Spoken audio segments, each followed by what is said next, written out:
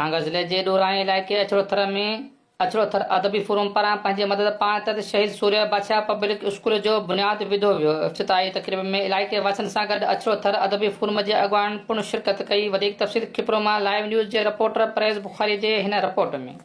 सांगर जिले के अचड़ोथर वारे इलाइक़े में सरकार पारां तइलीमी कावशूं ज़ीरो हुजण सबबि मासूम ॿारनि जो मुस्तक़बिल तबाह थींदे ॾिसी अचड़ोथर अदबी फोरम पारां पंहिंजे मदद पाण तहत अचड़ोथर जे ॻोठ लहरकोईअ में शहीद सूर्य बादशाह पब्लिक स्कूल जो बुनियाद विझी एक बेहतरीन कम करे पंहिंजो फर्ज़ निभायो है।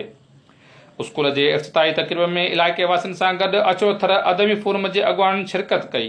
तकरीब के खिताब कंदे मुकरनि चयो त अचड़ोथर में सरकार पारां तइलीम नाले का भी शइ न हुजण थरी ॿारनि जो मुस्तक़बिल के साम्हूं रखी ऊंदहि में तइलीम जी रोशनी जी लाट ॿारण जो कदम खयो आहे। 23,000 चौरस किलोमीटर की एराज़ी में एक नंढड़ो ॻोठ लहरकोई जैसे आसपास जा ॿिया ॻोठ जिते सवी जे तइदाद ॿारड़ा लावारस हुजनि, जन ॿारनि खे तालीम जे नाले खां ख़बर ई न हुजे, जन ॿारनि खे पंहिंजे मुस्तक़बिल जे बारे में का ख़बर न हुजे, उते जेकॾहिं अरबाब राजड़ पंहिंजे ॻोठ में जेकॾहिं पंहिंजी मदद पाण तहत जेकॾहिं स्कूल खोले थो, ऐं दावा सां चवां थो, चैलेंज सां चवां थो, दुनिया जे हर हिकु फ़र्द माण्हू सां चवां थो, जेकॾहिं अरबाब राजड़ जहिड़ा मूंखे 10 माण्हू बछड़े थर में मिली वञनि त मूंखे रियासत जी ज़रूरत न आहे, कंहिं MP MNA जी ज़रूरत न आहे। छो असां पाण सेल्फ कॉन्फिडेंस ते पंहिंजा ॿार पढ़ाए सघूं था। जेको अॼु अरबाब राजड़ फ़ैसिलो कयो आहे, जेको अॼु अरबाब राजड़ ॿार पढ़ाए रहियो आहे, इहे कंहिं वस जी ॻाल्हि न आहे ऐं असां अरबाब राजड़ सां तावन कयूं था। इंशाअल्लाह अरबाब खे अकेलो न छॾींदासीं, चौकनि ते बीहंदासीं, रोडनि ते बीहंदासीं, किश्ता खणंदासीं, पिनंदासीं, हिननि ॿारनि खे तालीम ॾींदासीं ऐं तालीम ॾींदा रहंदासीं।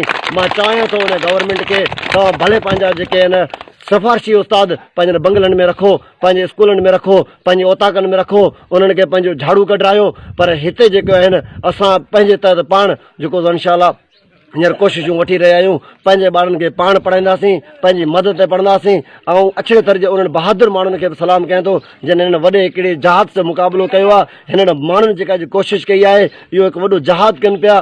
तव्हांखे इंशाअल्लाह फर्नीचर, तव्हांजे निसाबी किताब जे ख़र्च इंशाअल्लाह आऊं तव्हांखे पूरो करे ॾींदुसि। तव्हां सां वाइदो करां थो, मूंखे छो न पिनणो पियो, इंशाअल्लाह हिन ॿारनि खे पढ़ाईंदुसि। ही गुलनि जहिड़ा ॿार, ही सभई महिलनि में ॿार अणपढ़िया, ही जेकॾहिं जनरेशन अणपढ़ी थींदी त पोइ अॻिते जे लाइ वरी हिननि जा ॿार अणपढ़िया थींदा। जेकॾहिं ही पढ़ी पवनि न, हितां 100 ॿार पढ़ी पवनि त चवंदो सॼो थर पढ़ी वेंदो। छो त ही ॿार पढ़ंदा, सुभाणे ही ॿार पंहिंजे ॿारनि खे पढ़ाईंदा, सॼे थर में तइलीम अची वेंदी, फैसिलिटियूं अची वेंदियूं।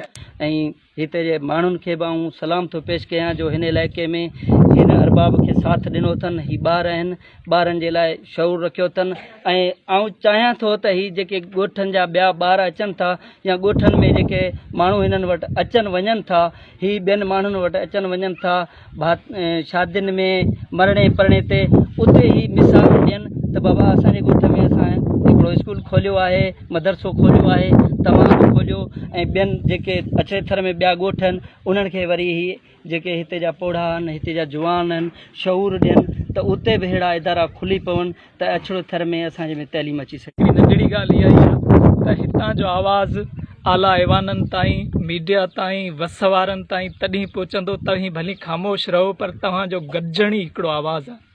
अॼु ही जेके हिते नंढड़ा ॿार हिते साम्हूं गॾु थी वेठा आहिनि, इहो हिकिड़ो आवाज़ु आहे, हिन अछड़े थर जो आवाज़ु आहे जेको इंशाअल्लाह आला ऐवाननि ताईं पहुचंदो, प्रेस मीडिया जे ज़रिए, इलेक्ट्रॉनिक मीडिया जे ज़रिए, ऐं हिकिड़ो आवाज़ु बणिजंदो त ही माण्हू हिकिड़ी शइ जी जेका घुर कनि था, उहा घुर इन्हनि मासूम ॿारनि जे चहिरनि मां पढ़ी सघो था त ही ॿार सिर्फ़ु ऐं सिर्फ़ु पंहिंजो हक़ु ऐं पंहिंजो राइट उहो ई घुरनि था त हिननि खे तालीम ॾिनी वञे। ही तालीम जीअं पाकिस्तान जे आइन मुताबिक़ सॼे पाकिस्तान जे माण्हुनि जो, सॼे पाकिस्तान जे पब्लिक जो जेको हिकिड़ो राइट आहे, उहो ई राइट हिन थर जे मारवाड़नि जो आहे ऐं उहा ई अॼु हिकिड़ी घुरिज आहे। हिते माण्हू जेके वेठल आहिनि उन्हनि जो इहो ई आवाज़ु आहे त हितां जे माण्हुनि जा जेके राइट आहिनि उहे हिननि खे ॾिना वञनि।